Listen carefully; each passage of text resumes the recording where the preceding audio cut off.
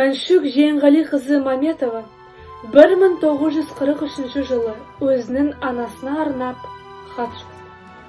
Қымбатты мама, көптен күткен хат пен посылканы тура алғы шепте жүргелі тұрған сәтте алдым. Бұл 1943 жылдың 10 қыркүйегі еді. Өзіме бірақ алма тисе де мен қатты қуандым.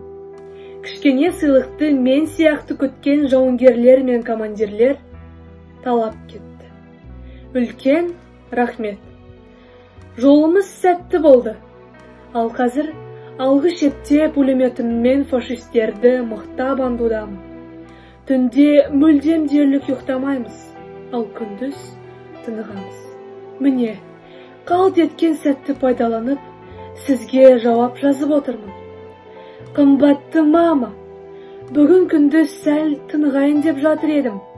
Бірден ұйықтап кетіп, сізді түсімде көрдім. Жалпы, қазіргі өміріміз көңілді. Фашистермен қару тілмен келіссөз жүргізіп жатырмыз. Жеңіспен оралған соң айтатын нәрсе көп ақ. Қолыңды қатты қысып, құшып сүйем. Менің майдангер жолдастарым сәлем.